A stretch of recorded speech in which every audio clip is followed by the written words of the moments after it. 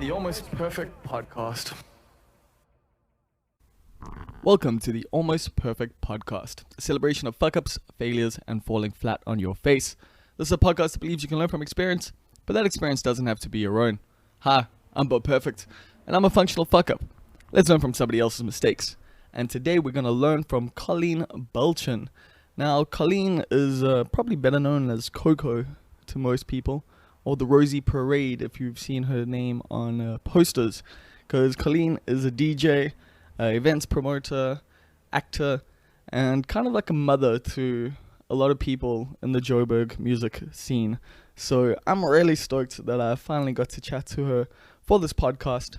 I mean, I have been wanting to do it for a while. She's been at the top of the list for quite a while because, yeah, man, she's doing so many important things along with her partner, Ree.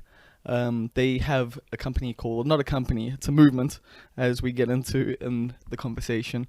It's called Broaden a New Sound, and they really do like broaden new sounds. They do such cool different kinds of events. They always playing like underground music that you've probably never heard before, and they're just always trying to create cool spaces and cool ideas and events that, you know, aren't your commercial stuff. That's not the thing that, you know, you're gonna see everywhere else. And that's what I love about them. They really have just for years now been putting in the work, and it's, you know, gone up and down. They've had positives, they've had negatives. It's been, you know, hard. It's also been immensely rewarding. So I felt like Colleen is definitely a super important person in the South African music scene to talk to at the moment. And for you guys to get an idea of who she is and what she does and all the different things going down in her life. And in Joburg, man, you get a decent idea of the scene. You get a decent idea of Brahm, of Kitchener's, because her and Ree actually handle the promoters and handle some nights themselves at Kitchener's and that. So I'm like, yeah, like for someone who's an outsider, I mean, I love Kitchener's, I love Brahm, I go there every time I'm in Joburg. But to get a perspective from, you know, the person who's helping make it what it is in some regards, and, you know, fighting against what it is in other regards. So yeah, that's all super interesting. And we also get into acting because Colleen, she calls herself a failed actress when we start talking about it, but she's definitely not. She's quite a wonderful actress. I've only seen her in Necktie Youth, which is the only film she's been in that's been released, but it's a really good film. Like I really enjoyed it. I watched it at the cinemas during the film festival, the Durban International Film Festival, and it was quite moving, especially when I was a bit younger, and it was relatable to the whole youth vibes, and the necktie vibes as well were quite relatable at the time, and might still be at another time in my life. Who knows how that goes. So yeah, you're gonna learn a lot, I think, yeah, and you're gonna get a cool idea of who Colleen is, and I'm really excited for you to hear it. And now I'm going to get into all the promo stuff, if you don't mind. I hate this bit, and I know some of you who listen to the podcast like a bit now are probably getting over me saying all these things every time in the beginning, but there are always new people listening, and, you know, maybe you need just a little reminder. Maybe you haven't liked us on Facebook yet, maybe you haven't given a rating, maybe you haven't done all of that, so here it comes. Okay, so if you like the Almost Perfect Podcast, and you can give us a like on Facebook. Yes, the Almost Perfect Podcast. Just tap that in and you'll find us and you can like us. You're probably not going to see us anyway because of how Facebook works. So if you don't want to see it, cool. Just like it and you'll make me feel good about myself. And if you want to see it, if you're actually like, yo, I like this stuff and I want to see it in my newsfeed, then just click at the top. There's a whole thing there about see first, and then just click that and then you'll be able to see it first. You can also follow us on Twitter at almost_perfect. Although I'm still like behind on posting all the episodes at the moment. So once I get them all up, then I'll start posting them every single Wednesday on there. Other than that, you can follow me on Instagram at almostperfectbob, where I post some of this and, you know, personal things. So if you want to get a peek into my real life, go there. Other than that, iTunes, yes, 5-star rating, please, or 4 stars. I'll take a 4-star. You know, sometimes Uber driver's not 100%, and that's okay. But yeah, 4 or 5 stars on iTunes really helps. 9 people have done it already, and it really, really, really does help. It's the way that, you know, iTunes reckons whether or not you're good. Is it with whether or not other people think you're good? So hit a rating there. Also, reviews help a lot because that's interaction, and you know how the internet loves interaction. So please do that. Please. Thanks. And lastly, if you want to get some extra benefits, like you want to suggest podcast guests, or you want to even ask some questions, or just you want to win a case of beer, then go sign up to my Patreon account, patreon.com/almostperfect. This is, like just an extra way that you can actually support the podcast. $1 or $5 a month. There's different tiers, you get different benefits. And once I get to 10 subscribers on there, I'm going to be giving away a whole case of Durban Poison. Yes, Poison City Brewing's Durban Poison. I've also got a few other things to give away. I'm also sponsored by the Unseen Shop, and they're giving me some goodies this coming weekend. So I'll be able to give some of that stuff away over on the Patreon as well. So extra stuff for you, and you can help me hire someone to make this sound better and just to help produce and edit it a little bit. I'm quite happy with the skills I'm learning at the moment, and I'm getting there bit by bit. But at the same time, I would like to just hire someone who's a professional, and then we can just make this thing, sound banging. And because you'll notice, Colleen loves good sound. That's something that's very good, like with Broaden and New Sound, with her and Reed. They care about those things a lot, and I care about them slightly less, but on this podcast I care about it quite a lot, and I want to make things better. So I do need a little bit of budget for that, and I'm hoping to make this, a listener supported podcast. I've got personal sponsors who help me out, but this podcast isn't sponsored by anyone yet. I might, go into advertising, I might not, I don't know yet. But I would really appreciate it if, the people who listen to this a lot and want to, get value out of it and want to put value back into it, well, there you go. Patreon.com/almostperfect. Cool. So that's it. That's the whole diatribe. I think that's the whole sales pitch. One last thing before we get into the podcast. Sorry. Every single Wednesday at the Winston Pub, I host underground comedy. I'm going to be hosting it every single week this year. That's my goal, is to just host 52 weeks in a row, which is quite hectic, and it's got me writing lots of new jokes and just trying out new things every single week. So come on through, please, because it's been a little dire the last 2 weeks, and my soul can't take it, man. My soul needs actual people in front of me laughing at my jokes, or else, I don't know what, or else I guess I'm moving to Joburg, which some people might actually enjoy, so who knows. But anyway, that's it. That's the whole diatribe. That's the intro. That's all the things you need to know before we get into this podcast. So here it comes with Colleen Balchin. Enjoy. So what up, Coco? How you living?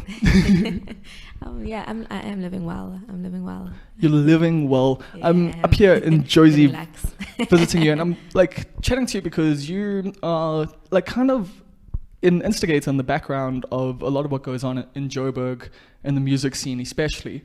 You book acts for Kitcheners, but you also, with 3, have a festival called Churn, right? Yeah. So why did you get into all of this? How did you get into all of this? Because I know you also act, and we'll get into that, but let's talk about the music stuff first. What about music made you get into it? Because this is not a scene where you make money. Even up here in Joburg, I know it's still a struggle. Yeah. I guess I just always liked music, I wonder, are there people who wouldn't say that? There's one, I have met people who don't care about music at all. It feels universal. Maybe it's because I surround myself with people like me. I've got a Virgo moon. What does that mean? Because so you're the second person to bring up astrology, and I have no idea of any of the astrology stuff. So all I really know about astrology is astrology memes. Okay. And I know my sun, my moon, and my rising. So and what they mean to you. Together, some metaphors that can be interesting. Okay. Well, that is what I've started to learn. As much as I dismiss it in that, we've all got our things that we use to guide us, and it can come from anywhere, and it can be anything. It's up to you to determine what meaning you get of stuff. Yeah, I don't think astrology tells me who I am. Yeah. Okay. No. Although I've got this weirdest thing that my girlfriend's birthday is on the same day as my mom's birthday, and her mom's birthday is 2 days before mine. My mom and Ree are both Libra. You see, that's the stuff that starts getting to me. And I know it's just coincidence, and I know but every now and again I'm just Yo, then- like and I am if a little bit you- moody with this full moon. yeah. And every now and then, like, you can't necessarily, you just know the people, right? Yeah. Every now and then it helps to see something that talks about a trend or like puts it in kind of general terms. And you're like, oh, that thing is true of this person and that person. Yeah. It's not that But I it mean, means that when they were born makes them who they are, but it gives you like a grip to be like, oh yes, there is this thing that these two have in common. That's dope, move on. It's but at the probably- same they time, say that so stuff, much, it's got to hit Yeah. like 20% of the time. that's exactly so, it. That is kind of the whole vibe. So that's really all. But that's And the memes are cute. but that's the same thing we do like with philosophy and with other things as well. Though is we pick and choose the things that we agree with, and that like we go, I think that's correct. That's some meta, yeah, that's like post, you know. So music, I'm eh? a big- some music. So I mean, obviously we all grew up loving music and have this passion for it. Did you ever imagine yourself on stage as a musician? Obviously, definitely when the Spice Girls was who I could look to. Okay. Which is who I looked to for many years in my life. Well, not actually that many because Jerry left the Spice Girls not too deep into their career. I should actually track how old I was when that happened. And when she I had left to- was- I had to take down all the posters. Like, I was like, well, if Jerry's out. Was she She's your fave? definitely she wasn't necessarily my fave until she left, and I was like, yes, you were always the independent thinker and the free mind and on your own track, and you're the one who's saying, and you saying this is a sham. Without you, these bitches look fake. Except for V, obviously, Posh. So like so Real, that Posh even is from real. like a young age, like you were Have you seen the video of Abra dancing with Posh or Posh dancing with Abra? no, I haven't, but I That love exists. Abra. I think that's That one. exists. Like, oh man, yeah, Yeah, that your happened. last set that I heard at Kitchener's, you were playing Yeah. Abra. Like, oh, Yeah. I love that. Like I'll even Abra's. sneak into more than one Abra track in a set, which is like taboo. You're not supposed to do that, but Yeah, I used to do that, but these days I'm a little bit more. I mean, not that I DJ think that I've got- often, but like I do yeah. like try and just go one track per person and limit Yeah. myself. I've got more music now than I once did. Obviously, that happens, it accumulates, so it's not really necessary. But every now and then, like at CTM, if I played 2 JPEG Mafia tracks, they sounded super different from each other, and I played one early and the other one later on. I mean, people wouldn't And have heard that's- both. So Some people, I think if you know JPEG Mafia, you know that that's them because they sound like nothing else. yeah, But the 2 tracks don't sound alike, and it's dope as shit. That's one of the best releases of recent times. So so I assume you got into DJing because you want to share your love of music.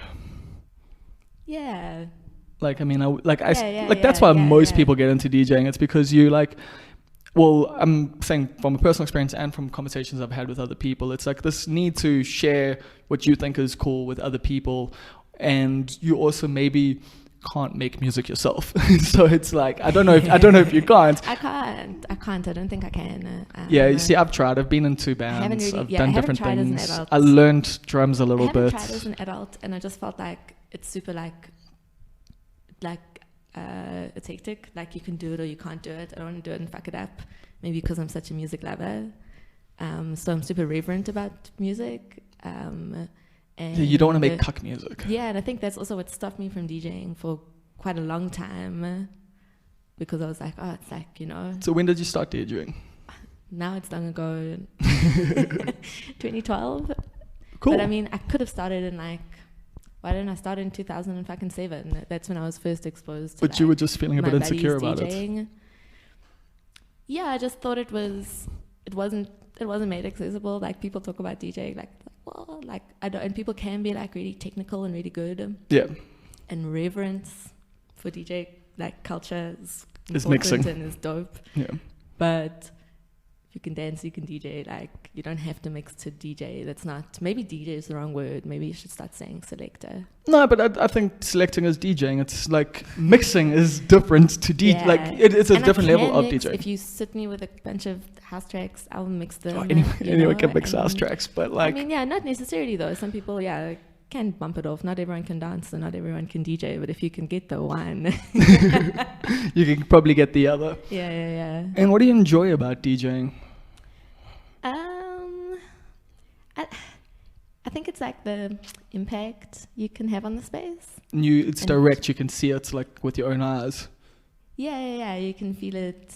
The mood changes when the music changes. It's super fundamental, I think.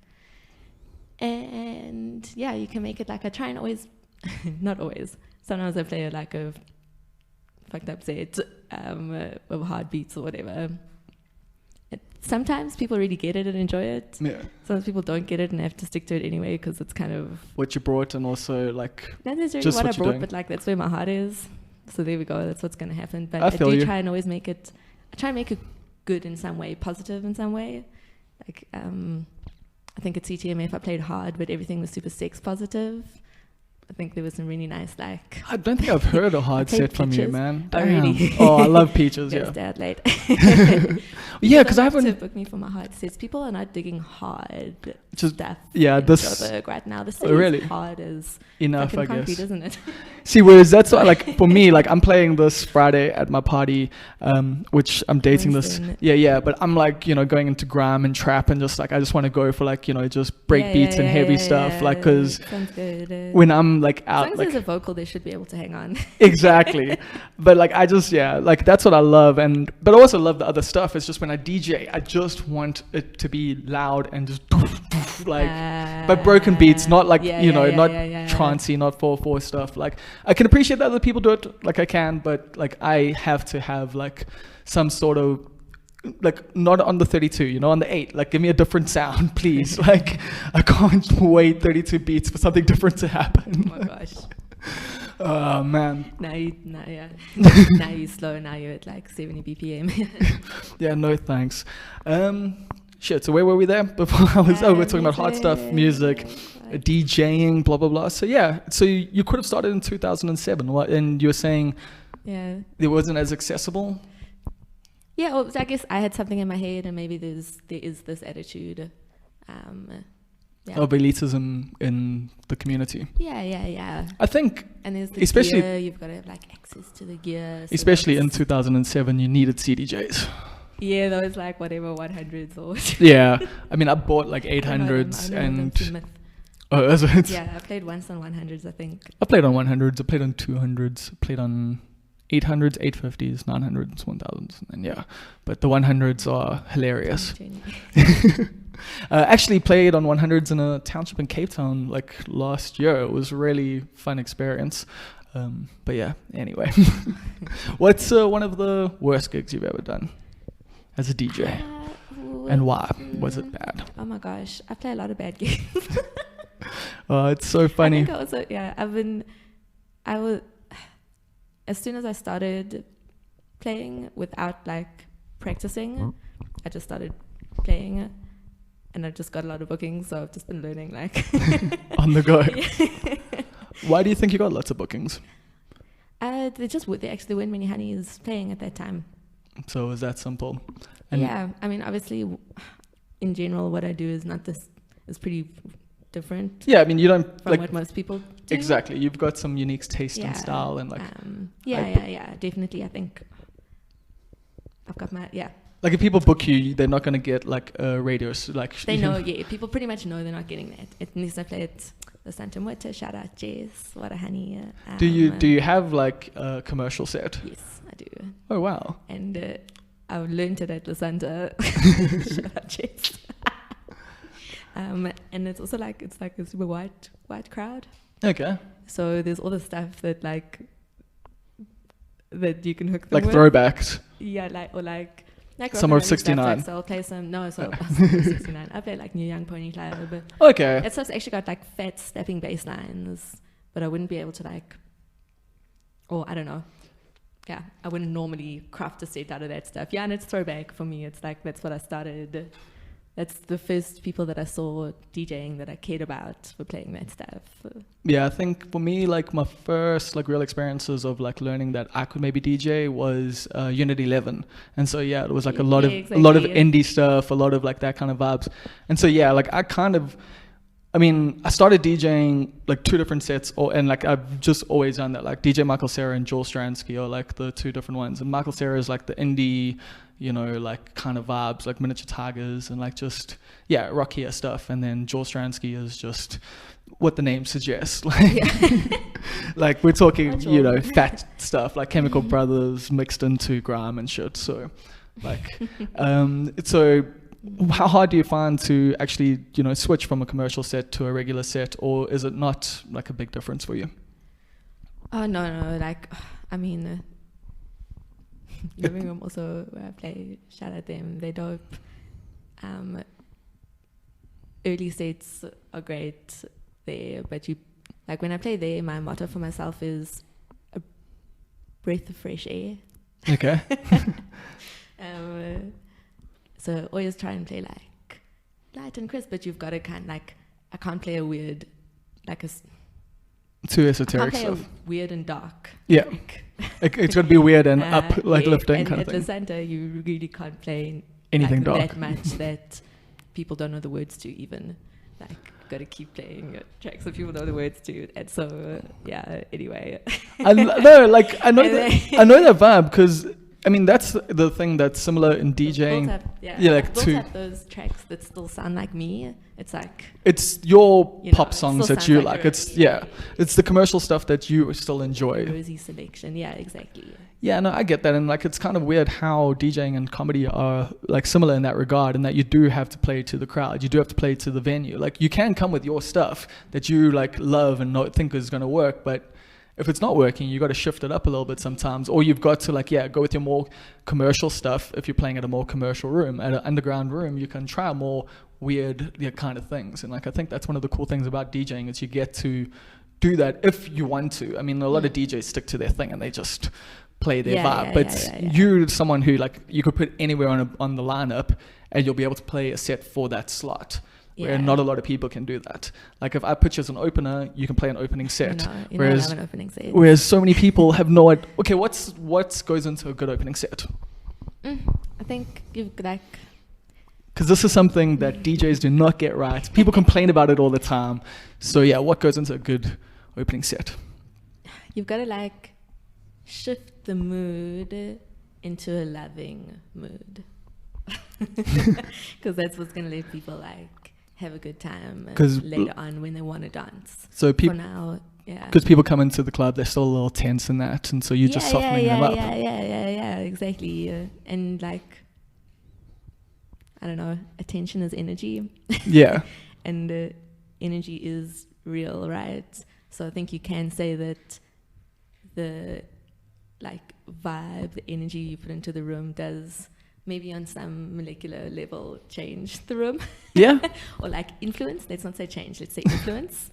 Yeah, I can definitely get that. Yeah, I think you can warm the whole club up with a nice opening set. And then like a middle of the night set, what are you looking to do there? Middle of the night, you want to get them on the dance floor. But like just get them on the dance floor, you're not trying to like pop them yet. You're just like Yeah.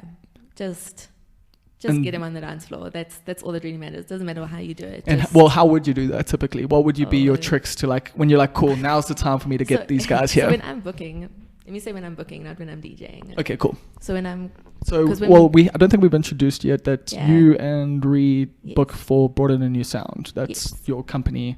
Yes. Cool. It's not a company. It's a movement. Movement, cool. It's a community. Oh, you're such a millennial. It's not like registered. It's a company. Wow.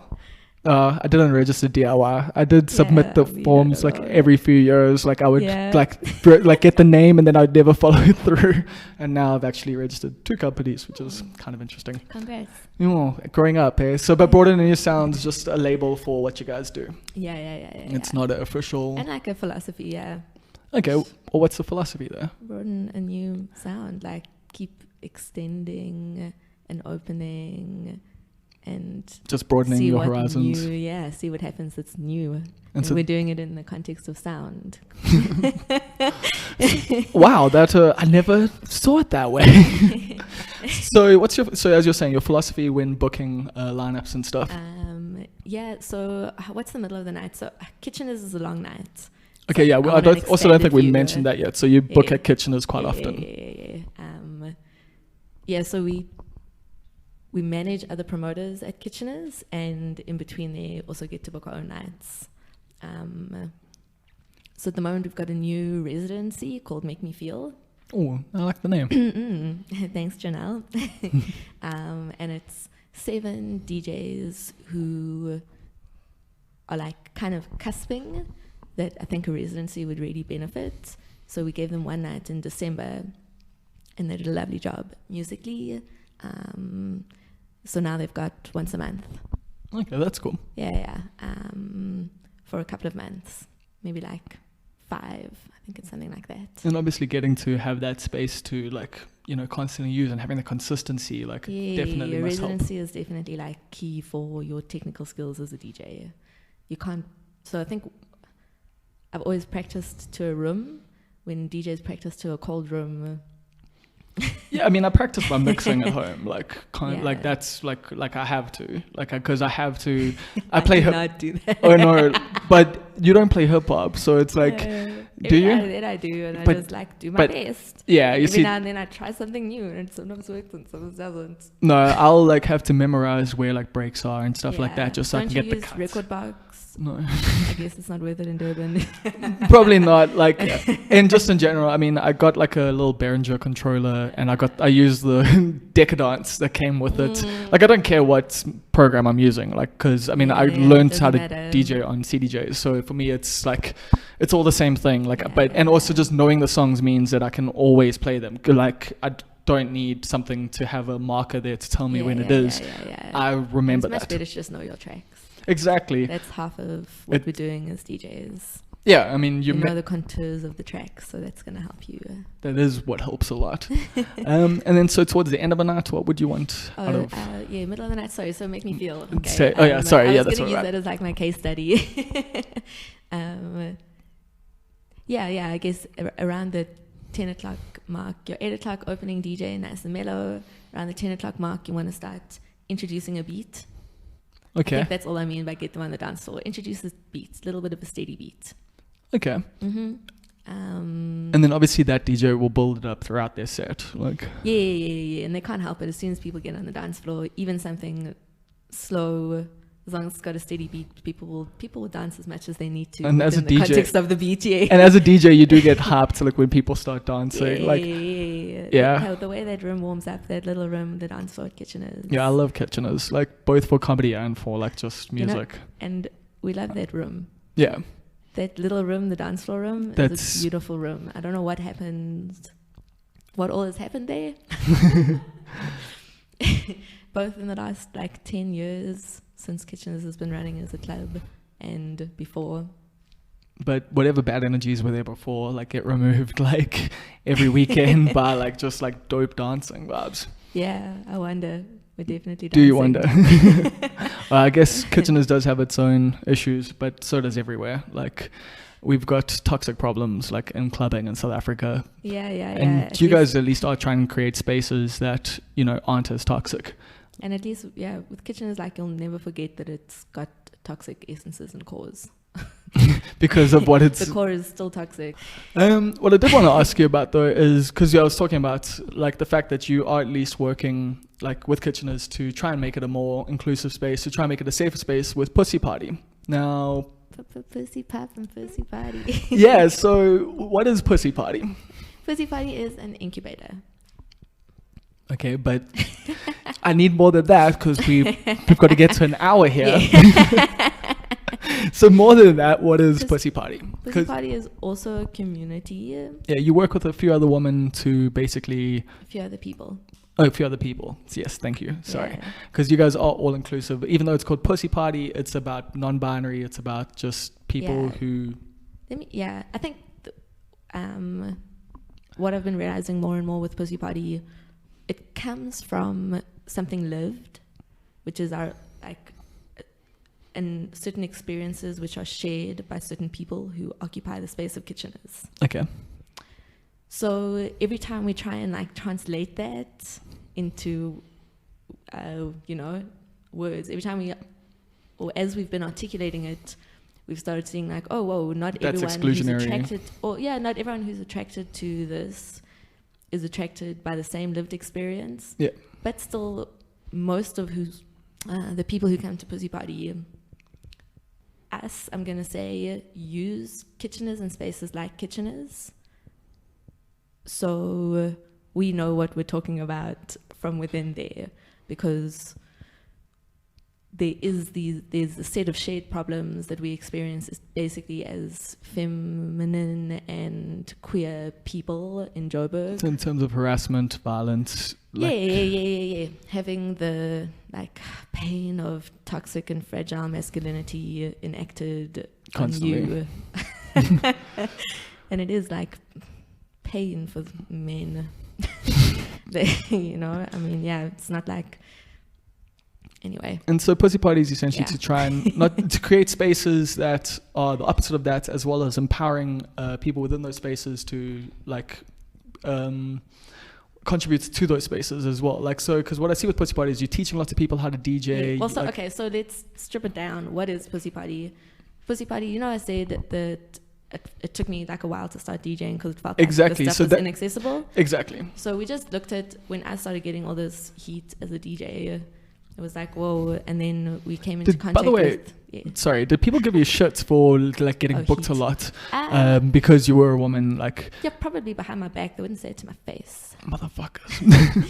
Okay, No, because bad. I've always just like, I do wonder because there is that benefits I'm like sure. of you get booked Yeah, more, I'm but then sure. I've heard people say it about other people, so I'm sure it's been said about me. Yeah. Fine. So anyway, because I did get this unfair like attention, heat maybe was the wrong word, it's not negative. And then we came into contact with some people that were like, oh yeah, it's really important that your lineups have some kind of gender balance or like gender spectrum representation. yeah, Because representation matters. And then started looking around us and seeing like, okay, there's not many honeys DJing. Around the same time, Fat Stocky had started making like virtual DJ mixes sweet. and putting them up online. Fela Gucci was like, please check out Fat Stocky. Their mixes are dope. And then there were these short little mixes. Yeah, the little 15-minute ones. That's it. So it's cute, but you don't know what someone's going to do. For an hour. You can't put them on now at like 11. And the kind of music it was, not necessarily open to. Actually, yeah. Some of her Suki stuff was could have putting played out a bit some later. wavy stuff. They can play any. Suki can play any type Sorry, slot. thanks. Yeah. I'm not sure of everyone's pronouns, but yeah, thank you.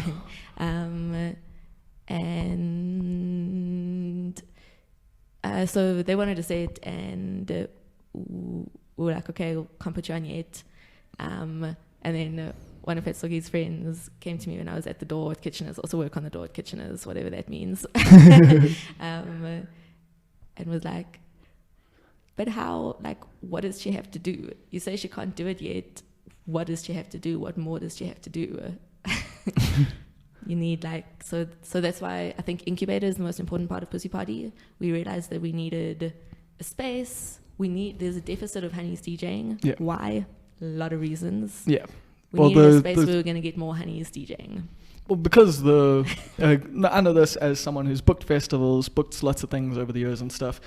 The community isn't there for women. Like, it's straight up just like the music industry for a very long time has been very male dominated and very much like you can have like a woman in the band or be the vocalist in the band, but like there's still 5 dudes behind her. Like it's, and I think a lot of it is to do with like stuff being technical, and women aren't supposed to be technical, and that's really held like against. Yeah, but I've really like. It's also just boys clubs mean that the boys don't let you in. They don't show you how to do stuff. They'll show each other. They'll teach each other. But they're gonna show you, but then they want to fuck you. Yes, that's and exactly like, it. Fuck that. That's, Can I tell you how fucking common that is? Oh, I can imagine. So. I mean, like. And so, luckily, we have this good relationship with Kitchener's. We were the booking agents. Andrew is a mensch. And Andrew like gives Pussy Party so much space, and gives me, when I'm at the club, so much space. That's the thing. You guys do have quite a bit of freedom with Kitchener's to and have your impact where you lets us can use the influence. gear for like a couple of hours every single week, and to that's teach people. And that's what's so necessary, because Wow. when you're trying to learn how to DJ, that's the hardest thing. It's like you can learn on virtual DJ like the basics, but in terms of actual equipment, in terms of like knowing how CDJs work with a mixer, I mean, I you think need the hands-on experience. Yeah. Like, not to be elitist about whatever software, right? You can mix on whatever you want to mix on. Yeah. But when you're doing it with your hands, it makes more sense. Yep. It's like, it's another the, avenue of the learning. mouse definitely, that, like, I mean, if you dance, it's going to be nice to do it physically, like with your hands. it feels better. Also, the timing's better because literally DJing with a mouse, you are going to be off. Some people, I mean, the kids, man, like there's this Honey who's a new resident at Pussy Party. Yeah. I'm into residencies now. It's nothing for 2019. I need my DJ workforce to be strong. We found her like putting up mixes she'd done on her phone. And like, I think if you've grown up on a touch screen, you're intuitive as fuck on a touch screen. Yeah. I know. And if you've grown up clicking on a laptop, Vetstoki's laptop mixes are like flawless. And both those honeys, when they got to the decks, were just like instinctive because they had been practicing it before.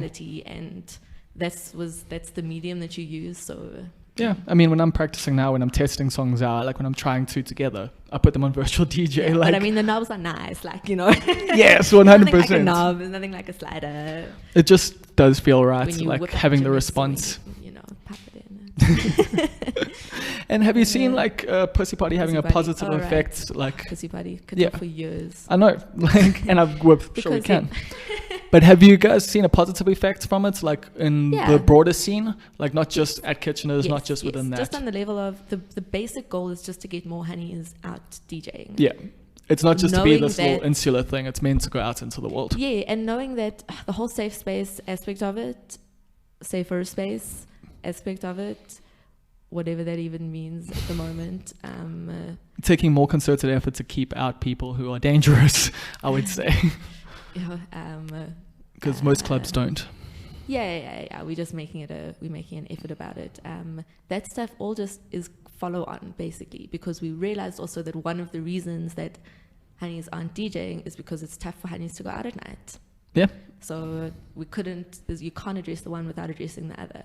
I mean, and at the same time, as soon as you've got a honey behind the decks, honeys in the space feel more represented, more empowered, more seen, more important.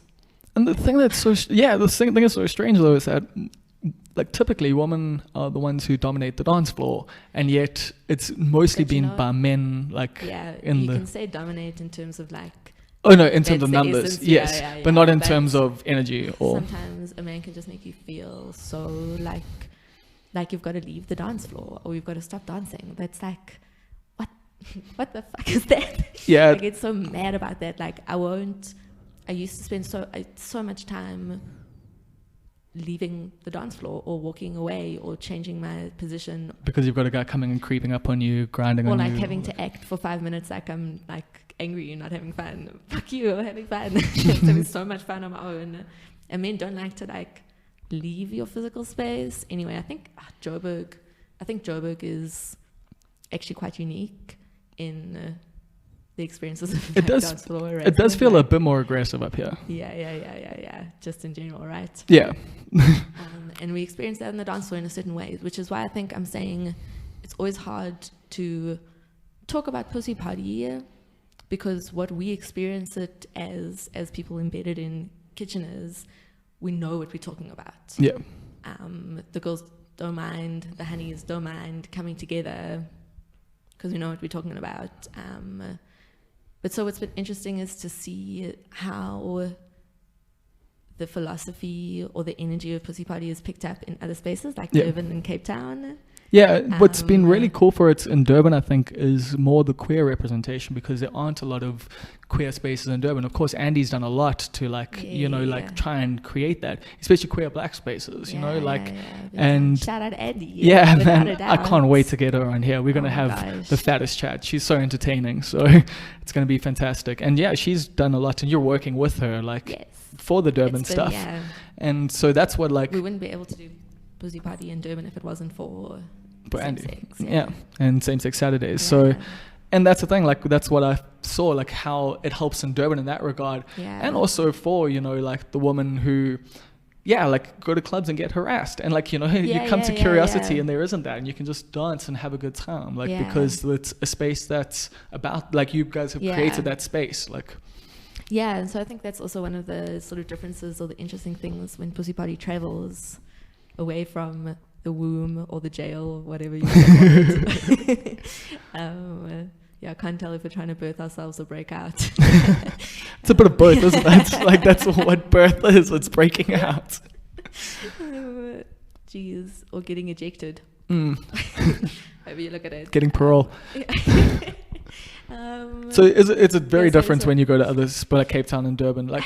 Yeah, I guess because at Kitchener's we've had to create the secret garden as like a pause space, so you can have a dance floor without harassment, because otherwise. Whereas that Kitchener's is just a a space dance that's floor elsewhere. used by people all the time, right? Yeah.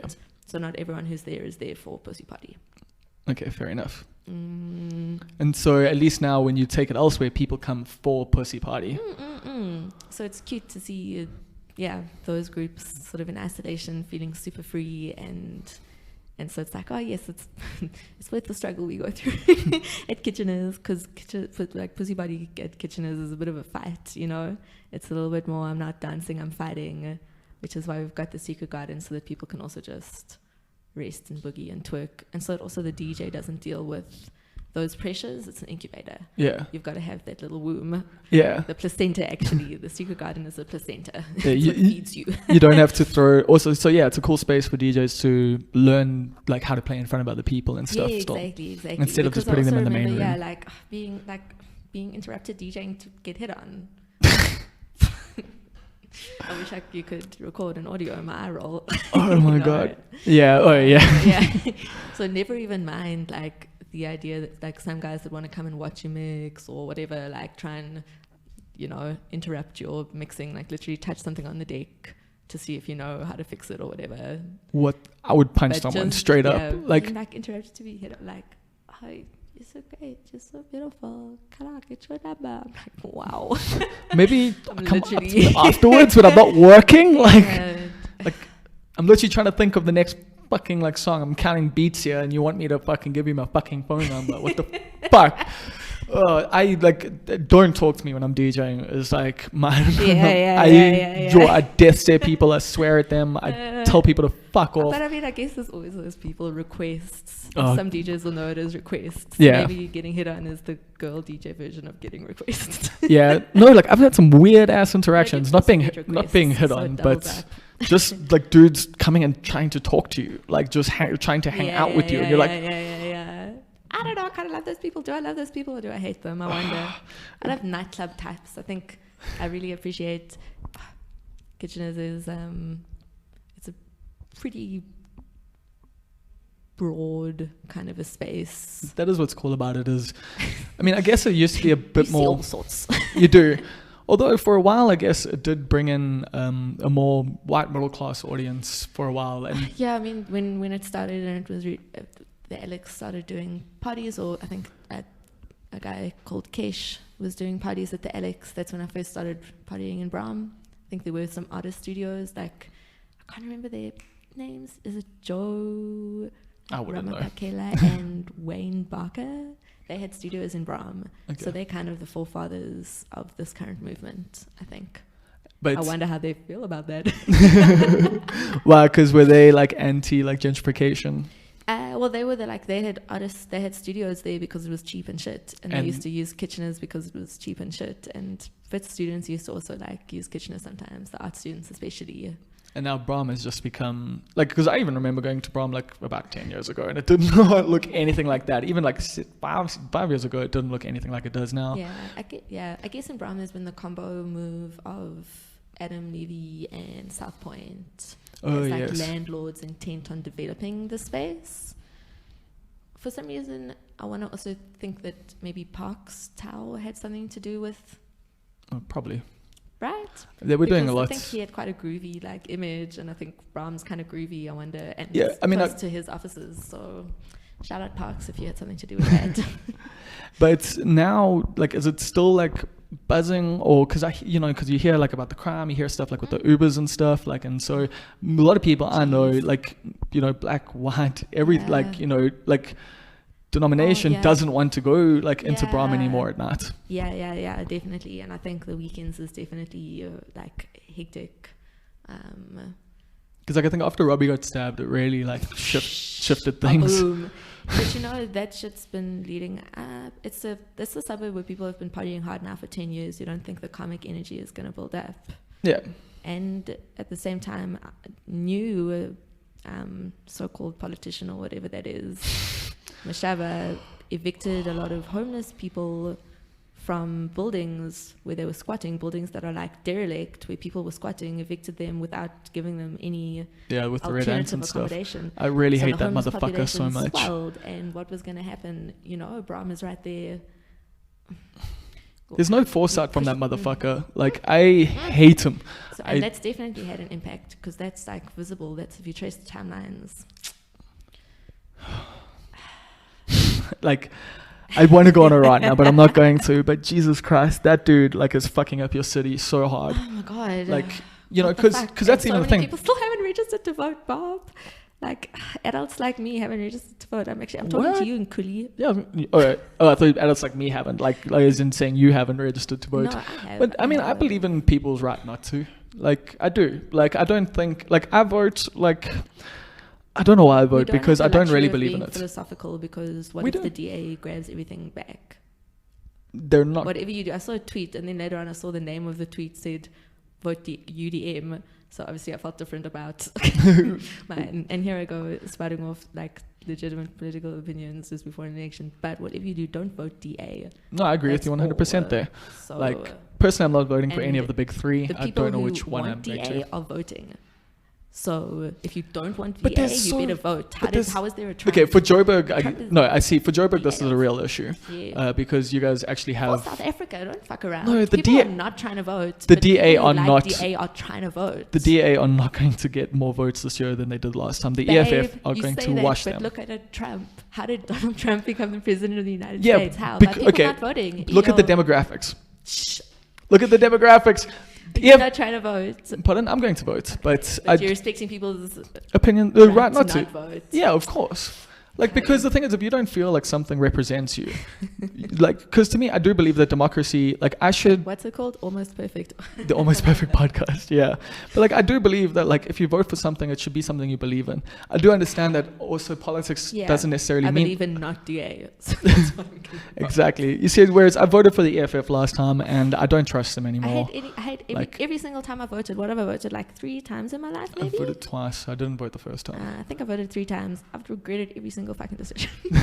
Is it? I'm left with guilt and pain I know, and I've- self-loathing. I've voted for mostly months, small years. parties. Like, Yeah, exactly. But just, you just before the elections, you go and you like read everyone's manifestos. Yep. And you try and do some research on the people. see, that's the thing. The EFF on paper is And, my party, yeah, but 'cause they are, the they're EFF in marketing action are themselves. not my party. Like, unfortunately. There's this Honey calling herself President Honey. It's a collaboration between a photographer and a model. I'll post the link or whatever. Dope. Or a photographer and a creative director. And they've been doing like a campaign for President Honey. And it's, Okay, that sounds cool. and it's beautiful, and I would really love it if there were an option on the ballot paper.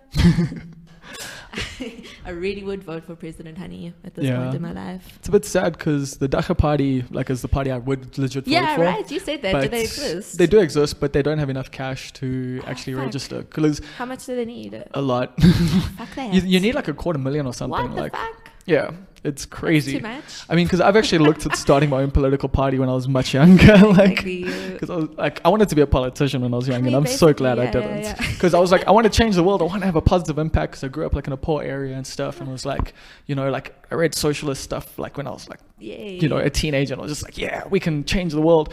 And yeah, then I looked at what politics. We can, just not through politics, not through politics. Not through official politics, I don't think. But let's get off of this Shall we? let's get into your acting career. So Actually, Bob, I should have probably said this. You when don't want to told talk me about earlier acting? that you were gonna. I don't mind talking about it at all. I've got a lot of shit to talk, but I'm a failed actress why do you say you're a failed actress? because I don't act no more. There's that joke that an actress without work is a waitress while I run a bar.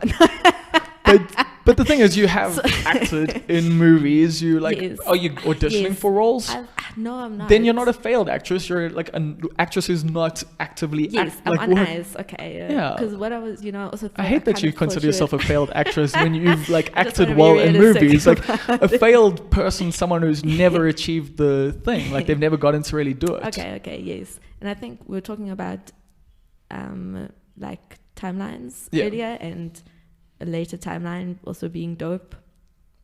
Yeah, because Maybe acting. I peak too soon. So what's happening? Like because you've Finished. I didn't really know about Nectar Youth, and like I know you've like been filmed by Roger for his one movie, but like Yes. I don't know if it's ever going to come out. It's never going to come out. Let's not go down that path. But so yeah, what else have you done, and like how did you get into acting? Now that my second feature is what I shot with Roger. We shot at Opikopi. Yeah. Fucking magical. Well, hopefully we'll get seen one day. Yeah, at least just those scenes, because that shit was really good. But look at that. And but your first Probably feature-length never film seen that. was Nectar Youth. That's what they call it. What do you mean that's what they call it? What, Nectar Oh, Youth I was or telling feature-length you, yeah. film? Both of those things. I mean, it is. It's award-winning, isn't it? Yeah. Like, yeah. When we shot it, it was being called Territorial Pissings. Yeah. Until just before the release, it was being. I think there were posters that still said Territorial Pissings. I've got the Territorial Pissing script. That's what we worked with. I definitely prefer Nectar Youth, to be honest, as the name. Like personally, I think it definitely sold the movie a lot better. Like, and Yeah, when we heard that name after being used to Territorial Pissings, we were like, especially because you know what the movie's about. yeah, well, I mean, I guess, and it's so interesting. You were like, this is a movie about suicide. We filmed it like it's a movie about kids. Really? Imagine it being called Territorial Pissings. Yeah. Huh. Interesting. I mean, it's nothing. It's definitely like They know what they're doing at the marketing. Shout out Elias and the Uruka Media team who also did The Wound. They're like, oh, did they do The Wound as well? same Okay. production. I mean, I really did enjoy Nectar Youth when I saw it in theaters, and Yeah. like it hit hard, Beautiful. and like I felt like like, Sean, cinematographer, beautiful, really, yeah. and I felt like it's accurately represented what I understood Joburg to be, like as this gritty, hard, Yeah. uncaring place where people are neurotic as fuck fuck this Joel, yeah. and only are only friends for the until the end of the night for what Yeah. they can get out of each other. So that's what I really appreciated about that film. Until the end of the weekend. Yeah, I forgot Doesn't you end guys. the I forgot you guys do cats up here, so your weekends last You longer. guys. Not you, Joe Burgers, not I you was in gonna say, particular. when I was filming, I'd read I think I had read the whole script, but we weren't involved with each other's storylines. Yeah, Like, we weren't really allowed to be involved with each other's storylines. Sibs on purpose kept us super isolated. So some of the shit that I saw in the film, I'm like, what? you had no idea what's coming. My mom can't watch it. My mom, like, we've got an agreement that my mom won't watch Nectar Youth, and when she does want to watch it, I did this like scarf. You have to edit. No, I did the scarf ad Okay. for like these silk scarves. It's the woman who's like at one point was the director of the F&B Art Fair, I think. She does these beautiful fine art scarves. So it's like fine artists' prints on silk, 100% silk scarves. And I did this scarf film with her where I'm like a teenager house sitting, like a mansion in Houghton, playing around, and I find a box of scarves. So that is like exactly what my mom should be watching. No. Never Nectar Youth. So if she wants to watch Nectar Youth, she can watch the scarves. Scarf time youth. So how did you get into acting? Lifelong passion. Yeah. I think it's the same impulse that has me now doing what I do. And it wasn't necessarily I didn't necessarily want to be an actress. I wanted to be involved in at that point theatre. Yeah. So Who grows up wanting to be in theatre and not movies? you know why? Because it's live, and I was all about like I had this. Also, we had some great teachers and all of that. But what got me into it was this idea that if we like go through something together, we'll be more empathetic to each other. We'll be like More of a connection. more bonded, and thinking that that's what the world needs is community and connection. See, which for I me, still it's think. like it's so weird because like I only internalize it there. Like, so I enjoy being on camera and stuff, but what I hate about being on camera is that you get a second chance. So like you. So now. So like literally. So that's the thing. You often. Like I feel don't give as good a performance because you know you can do it again. So whereas when I get on stage, I can't fuck up. So here's my hack. I'm like not. In a lot of senses, I'm not a good actress. Like I can't like auditions, commercials. I actually can't do that stuff. I can't do it all. I suck at that stuff. I can't deliver a line the same way twice. I can't deliver an emotion the same way twice. I can't even say the words the same way twice. For continuity, I'm fucked. Yeah, I can't let someone finish before I start talking. I can't hit marks. When we did these are all things that are not good for an actress. I'm a cuck actress. However, I'm also a fantastic actress because I can't tell a lie. Yeah. So as long as it's true to me, it's true as fuck. So I'm Sagittarius. So I was gonna say, do you have to internalize stuff and make it true to you, like in a script? Yeah. But it's so you become your character in that regard. Not on a on a surface level, but there's got to be some kind of internal identification, you know? Yeah. Like, okay, or naturally, when you're saying something, the part of it that resonates as true with you, that's the part. Okay. So it's not like you see what it is and you try and become it. It's just like, say it, and if there's anything true in it, it'll come up. So you can see why I'm a crap actress, because if I read something that doesn't like have some kind of resonance, it's fact. However, when we shot Necktie Youth, it's like a Jim Jarmusch style vibe, like long still shots, so you can do whatever the fuck you want to do, and it's just arty and cool. Yeah, or if it's true, it plays like it reads. When we shot with Roger, same kind of style, you know? Yeah, long still shots. So basically I can only play for long still shots. So hit me up if you're a Jim Jarmusch style director who doesn't mind also nurturing me out of I'm like pathological about being lit, by which I don't mean partying. Getting lit, but like actually like on camera. I like always find the light. Yeah, well I mean that's what you're meant to do. Yeah, but like I do it just. Well, that's a stage performance. Oh, really? Like whenever I'll be in conversation with people and I'll be like, oh fuck, like I'm the one in the light. What causes that? Who knows, babes? Who knows? Anyway, I was jamming with. I thought theatre was important because it was a live experience. I studied theatre. I guess I studied drama at Wits. I ended up doing performance and writing. I didn't like the kind of directing that directing taught. Okay. Which was very like control heavy and not like intuitive. I mean, I guess, but if you're going to teach directing, like yeah, I thought it was better to like do performance and have a better sense of what a performer needs if you're going to create. Yeah. So did you always see yourself more on the other side though? Yeah. So definitely. You were like, let me like be a performer to experience that, and then I can have a better understanding of how to control these motherfuckers. No, not control. No, I know. I'm like, let them do their thing about it. And I had also a really beautiful acting teacher, Gerard Vester, who was just super like stripped down and genuine. Like you would be doing something and he would be like, try it like this, or like he would say like, try it quick, try it slow. Sit down and try it.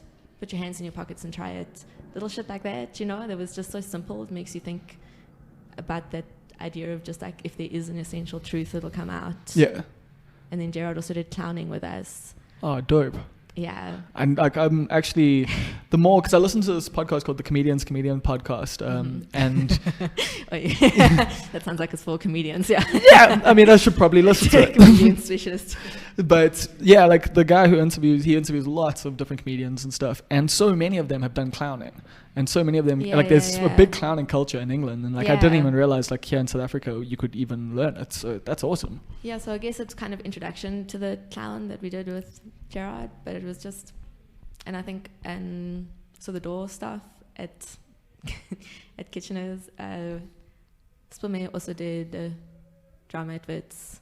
Saves was also somehow involved. So kind of talk about on the door looking at the clown, because the idea is that then the clown is naive. The clown is like kind of is neutral. Yeah. All the clown wants is for the audience to engage.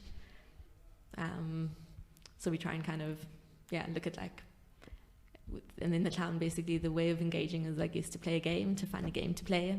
So when we're on the door, we like when everyone comes in, we try and be kind of neutral but positive. Yeah. And find a little game, like find a little trick of interacting that's gonna you do a little and they do a little. And then, you know, okay, now we're in conversation. The conversation's open. That's cool. I actually really like that. I mean, I handled the door for comedy like on Wednesdays, and I always sort of like, you know, I don't know if, like, I'm not clowning, but I'm cracking jokes like with people when they come in and like, but very different to like the philosophy you just laid down there. But that's pretty cool though, that like, like just the philosophy of clowning can come into something like handling the door. Yeah, like. so I think, I mean, when I left, basically I was already working at Kitchener's while I was studying, and I was studying obviously at Wits, not obviously, but I was studying at Wits. And it's in Bram, and Kitchener's in Bram, so it was easy, you know, there was a lot of crossover. And I guess when I finished and I tried other stuff, Kitchener's is just what stuck the most, like this is actually happening. This is where the live moment of interaction is actually happening. People aren't going to theatres. Theatre's got all these tropes that are super dull. And I mean, your chance of getting to act in something you want to act in theatre is so low. It's actually, the industry is so small. If you put your mind to it, you can. No, well, what I mean is most of the plays are pretty... Plays, I don't know. I feel like that's a tiny industry. Am I being a bitch? Maybe. But I've got friends who are actresses and stuff. I've got friends who are actors as well, but they don't get as much work because they're not as talented. No, but I do often... I'm actually trying to wonder the way I was going with this. I'm going to stop that thread there. You're veering into dangerous waters today. I know, but are they sharks? I don't know if like there's sharks that listen to this, because what I love about podcasting actually is it's such a commitment for someone to have to listen to it to like hate on you. Like whereas if you write an article, it's very easy for someone in 5 minutes to go, I hate what you said there. I hate what you said there. Fuck you. That was problematic. But with a podcast, only the people who 100 people are going to listen to it. So you have to if you want to find the problematic parts, you got to listen for like 45 minutes, and it's a big commitment. So it's definitely a way to hide your opinions, I guess. Deep in the end of the podcast. Acting. So anyway, acting, whatever that is, right now I'm just... So it's not a focus in your life, but how do you feel about it being a part of your life? Like, I mean, obviously you must be stoked you've gotten to be in a feature film. Like it's been screened worldwide, Yeah. Went to New York with that film. And I think... And if you wanted to pursue acting more, I'm sure you could. Like if you put more effort into it. Yeah. But and I guess also I'm spoiled, like working with Sibs and then Roger. Both like talented. Yeah, and as like both directors who are extremely like emotionally intuitive, maybe. Yeah, I can see that. And I had a really good relationship with both of those directors when I was working with them. And so obviously that's important, and I mean you've had a personal relationship with them like outside of that first. Exactly. Whereas most acting, worldwide, you've never met the director before, the casting. I can't do that kind of acting, I think it's just not my life. So you'd rather just create stuff, but that is kind of your thing, I guess. Is community, like you've said, like Broaden in his sound, Pussy Party, and then I guess acting is just working with people that are like-minded with you. Yeah. I think you can't really So, you asked me, and then you said you're going to cut it out because it got so derailed. But you asked me what I do, and I was like, I can't answer that question. It's literally like the biggest block, because I guess I'm lucky that I've managed to, and I think more and more of us are trying to create a lifestyle. Yeah, be multifaceted. And your work. You don't want your work to sit outside of your philosophies and your lifestyle. Yeah. As much as possible, you want your work to fit in with who you are. You don't want to do anything that feels disingenuous. Yeah, you don't want to do the day job thing where you're working for advertising, selling stuff. Like Lee was saying in the last one, working for petroleum companies and stuff like that when it goes against what you believe. But it's a paycheck. I've been lucky to sort of fumble through it. Has it been a struggle though? Like, because I mean, I know for me, like the financial side of this industry is, and especially being on our side of it, because if you're talent, you can get to that level where you start commanding big money. But when you're an organizer, unless you get sponsorships, and even when you do, that money disappears, man. Like people don't get it. Like, yeah, you can give me $100,000, but now I've just paid everyone that $100,000, and I made like $5,000 at the door. Like, it's just like yeah. So yeah, we also obviously just not. I mean, but I guess we're not doing it for the business side of it. I mean, yeah, not doing commercial things. Yeah. So I just realized recently, like, there's no job security yet. No. And that's like, I think that is like a constant small stress. That's what I hate about January and February, man. And it's fine, because where I'm getting my pleasure from life isn't how much money I make. Yeah. But is it not a worry though, like long term? Like, do you think like, shit, I should be saving for retirement? Yeah, definitely. Definitely. Like I have a retirement fund, but every year or two I use it. So. Yeah, so I guess you do kind of like, so I'm super lucky that Kitcheners is kind of it's like a day job of a kind, and I do think we kind of need that little bit of a day job. I guess like radio is kind of your day job. Yeah, that doesn't pay amazingly. My day job's actually writing. Yeah. There you go. So you kind of need that one thing that, and also often we find it's outside of what we're really passionate about, because we want to protect what we're really passionate about. Yeah, I used to do that. It's like adjacent, which is cute. Like I used to do that, but these days, like everything I do is just the things that I care about. Yeah, but that's like, amazing. Yeah, you got there because you kept pouring energy into. Yeah, what I wanted to do, and slowly but surely, dropped the other jobs. Like when I started DIY, I had 2 jobs and was running DIY. It was crazy. But I mean, isn't that's so, like, you and like Andy, you work so hard for Durban. Like in Joburg, everyone works like that, but in Durban, you're working so hard, and other people are like, it's Durban. Yeah, but I've seen benefits out of it, which is cool. Like, it is cool to see that the work you've done actually has an impact. And that's amazing. It's had a positive impact on me, which is also awesome. It's also amazing. Had some negatives, but Andy lives in Durban, lives in Joburg now. What about you? Nah, this isn't for me. Hey, just getting around here. Rat race, like I'm not. Everyone's moving here, and I'm just like, I'm cool, man. Like I actually at the moment, Paige and I are discussing maybe going overseas, but just I've never even left the country, man. So I'd like to experience something different for a little while, and I would also like to find different audiences and see, if maybe I can connect, differently. Yeah, I think that's pretty important for this work. Yeah, that perspective of like international connection, and I think by virtue of bringing over people with Kitcheners and with Broaden and New Sound, the Kitcheners gospel has spread. Yeah. Which made it easy also for the Pussy Party gospel to spread. Well, you guys had Babes playing Pussy Party, which is pretty sweet. That was British Council, shout out.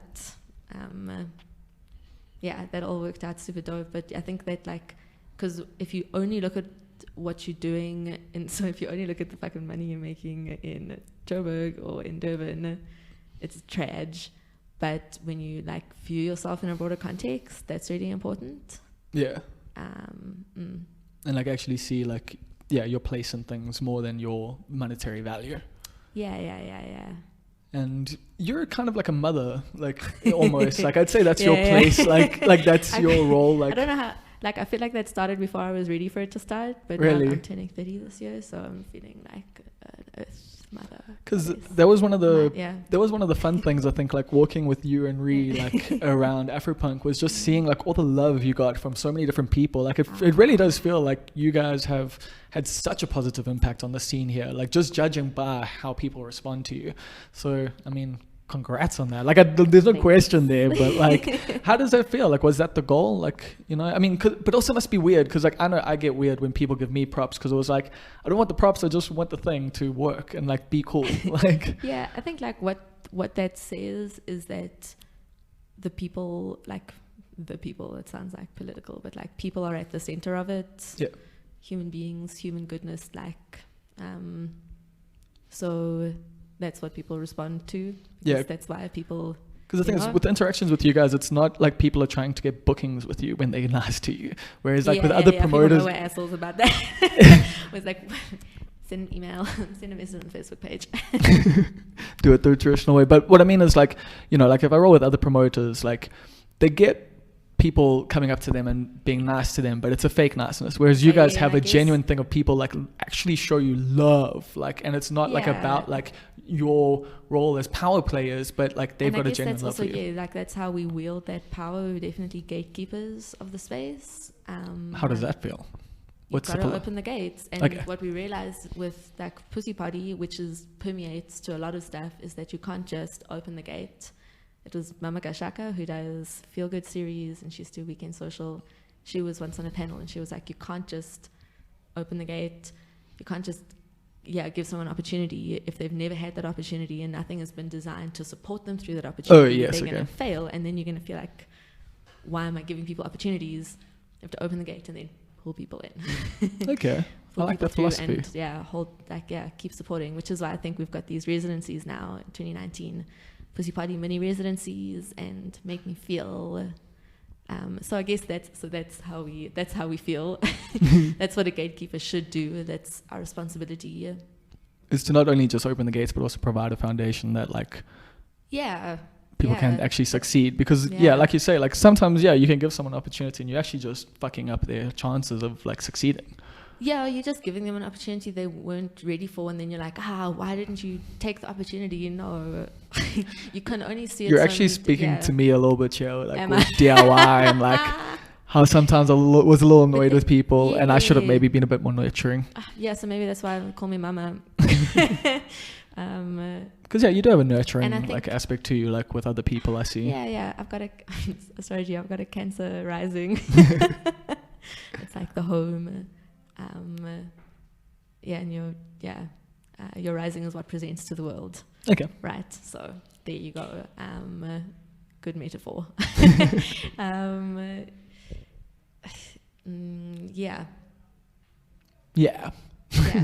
think we're actually pretty much done there. I think we could end there, although you have anything else on your mind at the moment? You got what? Okay, so you guys, actually, we can bring it up. I don't know. I can end before this if you don't want to talk about it, but what's happening with Churn and stuff? Because you and Ree did a cool festival. Yes. Yeah. And I was so stoked on it because it's such a unique like experience in South Africa. It's not a lineup that has any sort of commercial headliners on it at all. Like people that listen to 5FM would look at that lineup and go, who the fuck are these people? But people who know music in South Africa, like, you know, looked at that lineup and went, what the fuck? This is great. Yeah, I guess that's so. The Sunny Indian, who's also been like a big, beautiful influence in my life. She used to be involved with Kitcheners, and just taught me a lot about like hospitality. I think that Mama nickname comes from like I've been nurtured by a couple of people, you know, in that space. So maybe I want to share that. So Nyan found the spot, Tuafontein Malkareye, which is DJ Bob, who's one of the founders of Whoopie. His brother. I need to get him on this, Terry, actually. You must get DJ Bob. His brother Terry. You must get Terry. Get them both in a room. So Terry's got like a farm, and he's converted the barn into the most beautiful like venue. There's a stage. It's all dressed up. I mean, I don't know if you've seen the pictures from. Yeah, I saw the pictures. So that's like that all the time. Like, yeah. You have to put in the most minimal, just lighting and stuff. And so why don't more people use it? Because it's like in Kempton Park, it's like a 45-minute drive. So, god damn. And maybe Terry's also a little bit particular. Okay, that's cool. I mean, so basically the venue, it was like, damn, you have to do something here. And Andrew had done a couple, so it's collaboration between Broaden and New Sound and Andrew the DJ originally. And we brought on Beaten In and Hadida at some point, and then continued working with BTN. But Andrew had tried to do these 24-hour parties. Yeah. Like to varying degrees of success. And I think that was kind of the original concept, was like, you know, party through 24 hours. Actually, yeah, I remember. I remember that was the first one you guys did, was like a 24-hour thing, right? Yeah. I think we kept doing that. We basically kept that model. We did, I think, a bit longer than 24 hours. Yeah. Yeah, one of the best ones, in a sense, was when the music only shut off for like a minute while Beaten In took the speakers from inside to outside. Like it just ran continuously. There wasn't a single break. That's so fucking rad. Yeah. And, you know, eventually we were doing it with the Martin audio system, which is the same sound system that's at Kitchener's. It's a different version. And that system warms up. That's what, like, the longer you Like, play on it. Oh my gosh, by the time it was playing like on Sunday at like 10 a.m., you're just like, this literally, like I know I'm not super sober, but this literally sounds like honey. Like everyone can hear this, right? And everyone's like, yes, you can hear it. This sounds like honey. We were like recording on our phones and it doesn't clip, even on like a Samsung, because it just sounds. That's like crazy. It it's wasn't clipping raw. like, because I mean, it's obviously still loud, so. Yeah. I mean, but we're sensible with our levels. We'll never make it so loud that your ear hurts. That's what I do like about you guys, is you're so concerned about sound.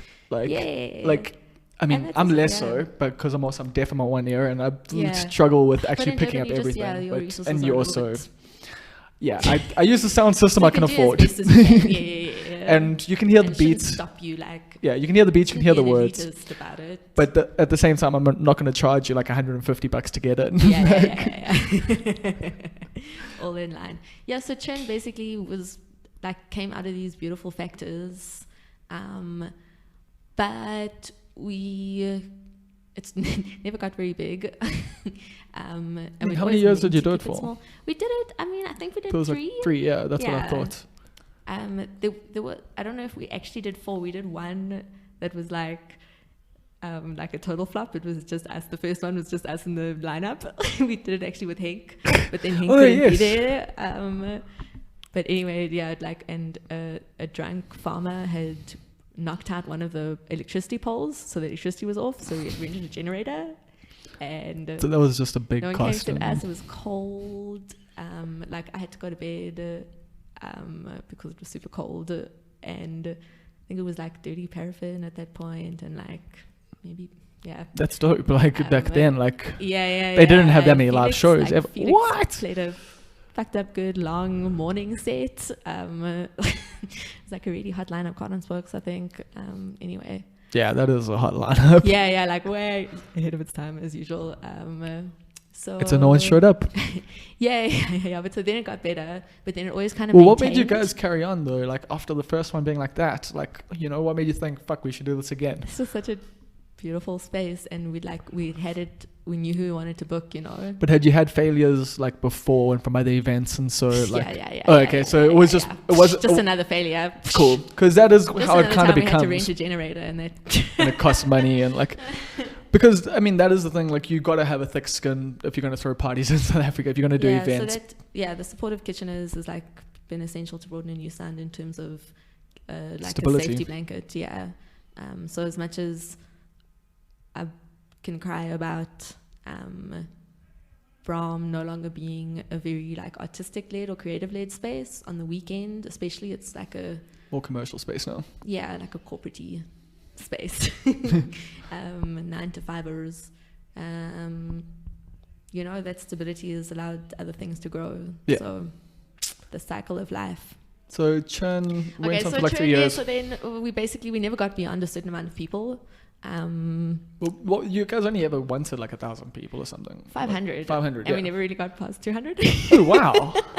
Churn's small, like not everyone's cup of tea. It's kind of like, and it's also got that feeling that like us feeling, or you know, anyone who arrives becomes part of us. But Yeah.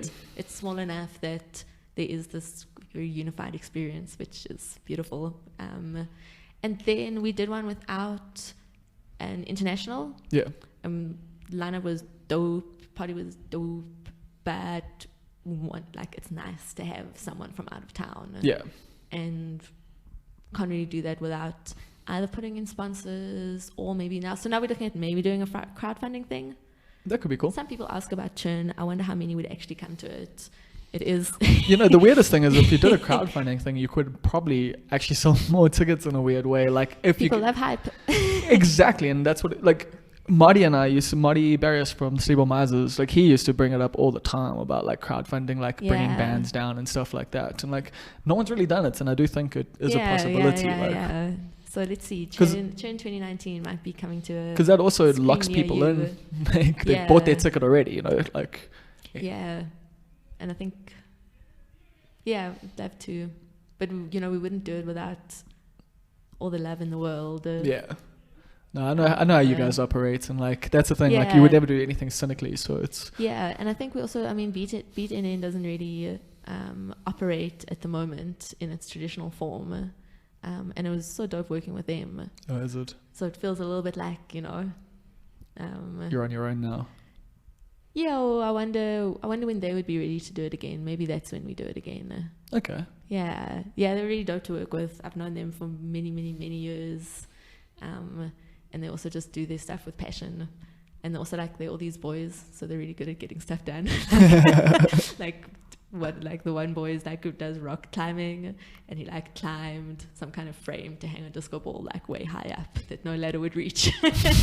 So that kind of thing, you know. It's useful it helps sometimes. for a festival. If you're doing an independent festival, no one's getting paid to do production stuff. We're all just there from the night before, draping at Oriental Plaza, buying fabric to get a 10 by 10 meter screen sewed. I love the DIY, DIY or die. Hey man, I'm all about that life. Well, thank you so much for your time, Colleen. This has been such a cool conversation. Yeah. It's been all over the show, and I know you've been a little bit nervous having a mic in your hand, so I really do appreciate it. Towards the end, you see, it was just a little bit in the beginning that you were nervous. Yeah, when you asked me what do I do, I was like, I know, that was such. What do you mean for a living, or what did I do this weekend?